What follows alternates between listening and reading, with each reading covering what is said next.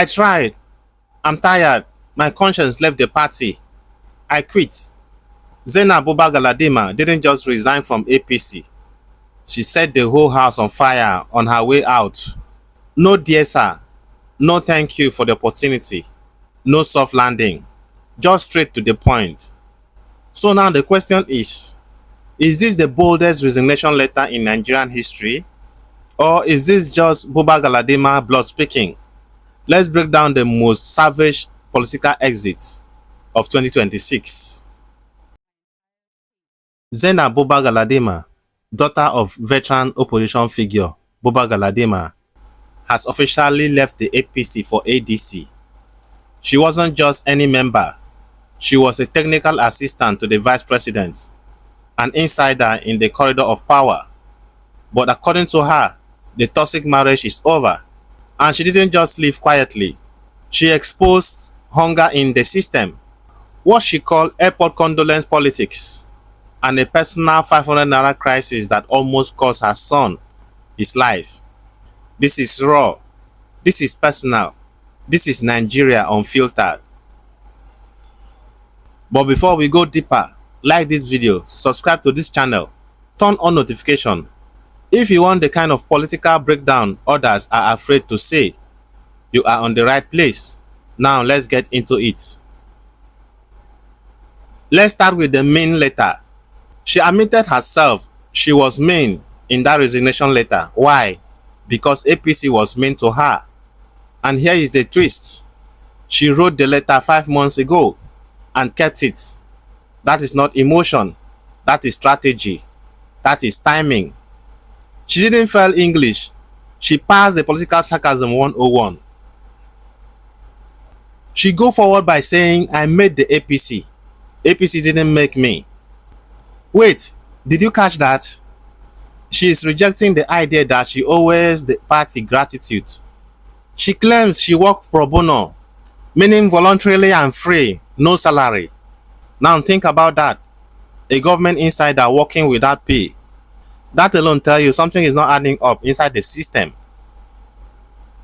Going forward, she mentioned the 500 Naira tragedy. This is the moment that hit hardest. A woman connected to the highest level of government could not find 500 Naira in an emergency. Her son was convulsing. She ran to the hospital. No money, no immediate help. And she said something powerful. Nigeria happened to me. If someone like her can experience that, what about the average Nigerians in Nyanya or Mushin? That line alone explained the country. She also talked about the president's visit to Jos, Plateau State, after bandit attack on Easter Sunday. She didn't hold back. She described the president's visit to Jos as insensitive. Why? Because he reportedly stayed at the airport due to runway issues. Her argument, if you can't reach the people, don't show up halfway. You don't console grieving families from a tarmac. That is what she called airport condolence. And honestly, that is street level logic many Nigerians understand. Going on, let's bring it a little bit down and think critically. What does all this really mean? This isn't just a resignation. This is an ideology breakdown. Zainab isn't just any member. She's from the CPC founding bloc. So when someone from the inside calls the system a failure, a toxic marriage, it tells you something deeper. The original vision is fading. This is no longer about change. It's about survival and convenience. And even more dangerous, people inside the system may already be mentally checked out. That is what you call a fifth column problem. But sincerely speaking, what does this mean for Nigerians? For everyday Nigerians, this is a warning sign. When an insider says, I am ashamed to walk with my shoulder high, it means the policy that you watch on TV and what you are hearing on radio does not match reality on the ground.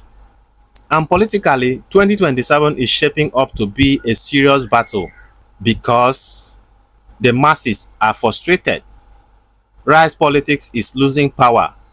Young people are shifting alliances. Zainab is signaling something important. People are moving to where they feel value, not where they are managed or managing. For public debate and opposing views, of course, not everyone agree with her. APC loyalists will say she is ungrateful. She is following her father's political path. She is being impatient with reform. And yes, those are valid arguments. But here is the counter question. How do you tell a mother whose child almost died over 500 naira to be patient? That is where the debate becomes real. Systemic reform versus human suffering. So in my own personal view, honestly, I understand her emotion. There is a saying, who wears the shoe knows where it pinches. She is tired of defending what she can no longer justify. And that toxic marriage analogy, very accurate. Sometimes you stay because of loyalty, but eventually you leave to save your conscience. She is now running for House of Representatives in Abuja under the ADC. That is a risk, but at least she is doing it with clarity. So now the biggest question, is the APC really a toxic marriage that people are escaping? Or is Zainab just the first voice in a bigger political shift? One thing is clear, 2027 is already unfolding. And the real drama is happening in Abuja, not just at the polls. And my final question for you, was she right to be mean in her resignation? Or is she being ungrateful to the system that gave her a platform? Drop your thought in the comments. I want to see the real debate. Share this video to wake people up. Like the video, subscribe for more deeper political breakdowns because this story is far from over. I will see you on the next one. Peace.